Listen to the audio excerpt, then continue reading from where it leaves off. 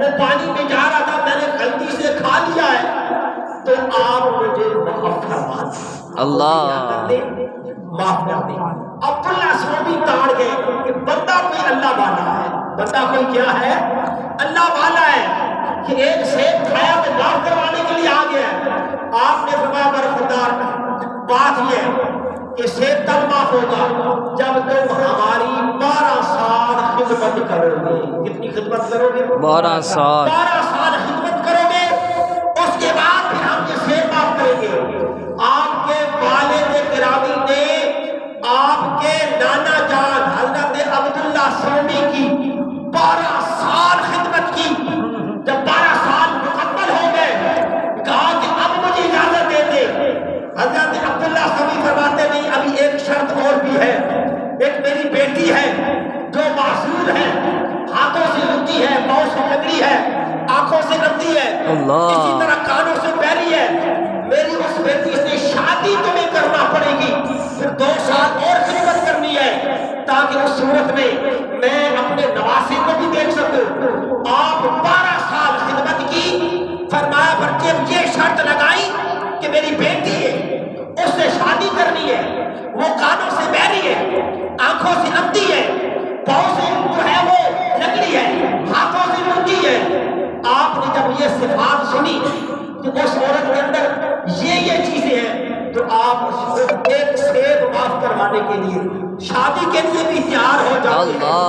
اور جب شادی کا وقت آتا ہے اور بیگم کے پاس جاتے ہیں، تو جو صفات حضرت عبداللہ سعودی نے اپنی بیٹی کے بارے میں بتائی تھی، وہ تو کہتے تھے کہ اندھی ہے، کانوں سے بہری ہے، دیکھا کہ یہاں تو اتنے حسین و جمیل کہ چاند بھی جو ہے وہ ان کے حسن کے سامنے شرما رہا ہے۔ وہ باہر نکل آئے کہ شاید یہ کوئی اور ہے، جو حضرت عبداللہ سعودی نے مجھے بتائی تھی صفات وہ تو ان کے اندر نہیں ہے۔ حضرت عبداللہ سعودی کا بیٹا کیا بات ہے؟ کہا جی آپ نے تو کہا تھا کہ یہ آنکھوں سے اندھی ہے اور پاؤں سے لگڑی ہے۔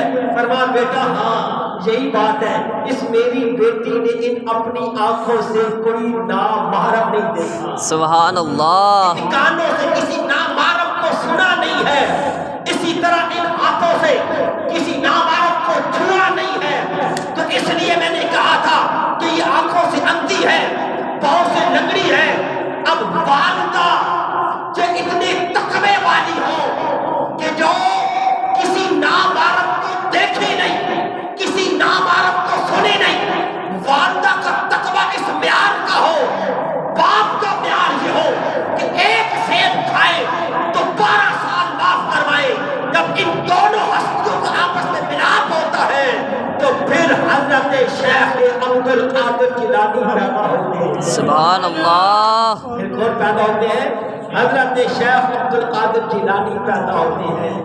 ماں ایسی ہو، تقوی والی ہو، باپ تقوی والا ہو، تو پھر بیٹا بھی حضرت شہنشاہ بغداد حضرت شیخ عبدالقادر جیلانی جیسے پیدا ہو۔ سبحان اللہ، اور جب آپ کی ولادت کا وقت قریب آیا، حضرت غوث پاک کی ولادت کا وقت قریب آیا، تو آپ کے والد گرامی حضرت ابو صالح موسیٰ جدی دوست رحمت اللہ تعالی علیہ، آپ کو آقا علیہ الصلوۃ والسلام کی زیارت نصیب ہوئی ہے۔ سبحان اللہ، حضور آئے مبارک دینے کے لیے، خواب میں مبارکباد دی کہ یا ابا صالح آتاک اللہ ابنا صالحا ہوا ولی و محبوبی و محبوب اللہ تعالی اللہ، وشانہ اولیاء فی الاقطاب کشانی فی الانبیاء والرسل۔ سبحان اللہ، سبحان اللہ، اب حضور مبارک دینے کے لیے آ رہے،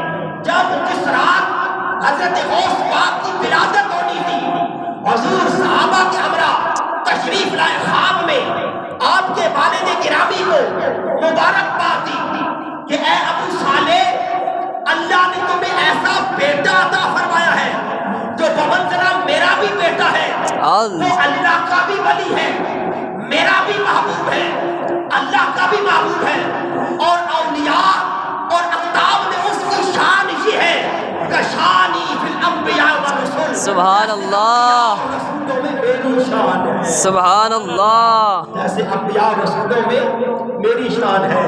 اس لیے اب جب نواسا پیدا ہوتا ہے تو مبارکباد نانا دینے کے لیے آتا ہے۔ سبحان اللہ، جب نانے کی ولادت ہوتی ہے تو مبارکباد حضرت آدم آ کے دیتے ہیں، حضرت شیش آ کے مبارک دیتے ہیں، حضرت نوح علیہ السلام آ کے مبارکباد دیتے ہیں، حضرت موسیٰ علیہ السلام آ کے مبارک دیتے ہیں، حضرت عیسیٰ علیہ السلام آ کے مبارک دیتے ہیں۔ تو اس لیے اب آپ اسی وقار کہ آقا دنیا میں تشریف لائے تو سجدے میں گئے، نانا کی شان یہ ہے، دنیا میں تشریف لائے تو سجدے میں گئے، اور نواسے کی جب ولادت ہوتی ہے تو دنیا میں تشریف لائے، ذکر کرتے ہوئے آئے اور روزہ رکھتے ہوئے آئے۔